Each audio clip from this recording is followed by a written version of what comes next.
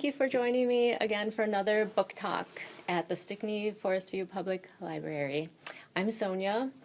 This is my little, well, I can't bring my real cat, but this is my little friend. Because my real cat is white. I would love to bring her, but I can't. Okay.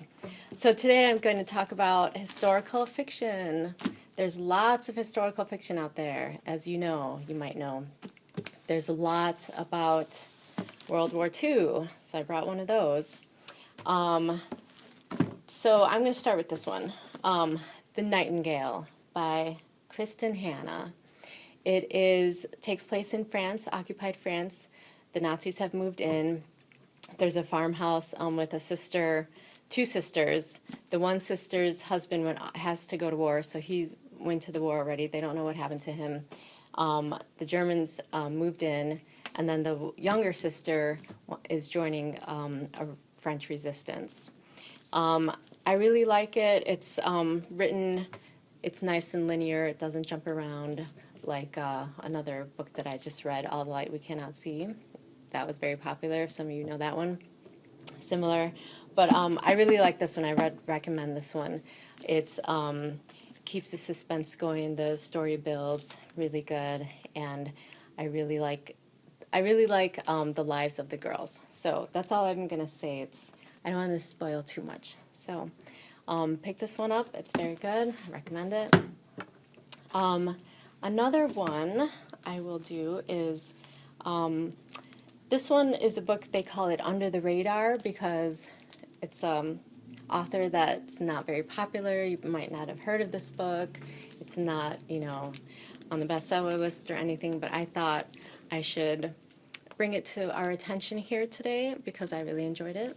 It's called Tiffany Girl, and it takes place when the Chicago World's Fair was taking place in that time. And it's a girl who is in New York City at that time, and she gets a job making this glass that's going to be in part of the architecture for the Chicago World's Fair. And she lives in a boarding house with some other people, run by a matron.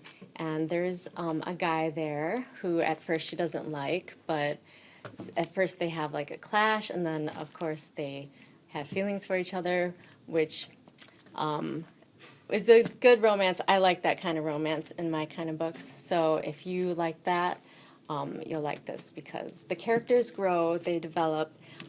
She realizes, has realizations and things like that, and improves as a person and all that kind of good character growth. So I really enjoyed it. Tiffany Girl by Deeanne, I think you say. That was a good one. Okay, how are you doing, kitty? Okay, the other one I'm going to talk about is Songs of Willow Frost by Jamie Ford. He is an Asian American, and his characters in this one are Chinese. And so it takes place in San Francisco.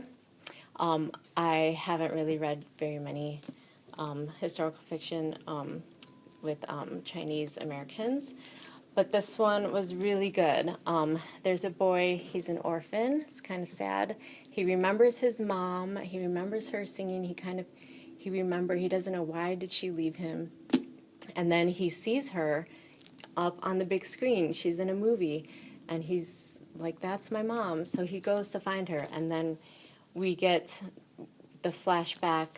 We get the story of the mom when she's younger, growing up in the 1920s, San Francisco, and we get to see what happened. She had some bad circumstance, a bad stepfather. She had to get away from that. She became a singer. You can see her rise through her success, becoming a singer, becoming into the movies, becoming a movie star, and so it's always a question of, are they going to reunite? Is he going to find her? What is she going to say or do when he finally sees her and they come together? So I really liked this, and I recommend it to those of you out there who who want to read some historical fiction. So those are my picks for today, and we'll say goodbye. If you enjoyed this video, please like the video and subscribe to the Stickney-Forest View Public Library's YouTube channel. Also, like and follow us on Facebook, Instagram, and Twitter. The Stickney-Forest View Public Library District, where great things happen.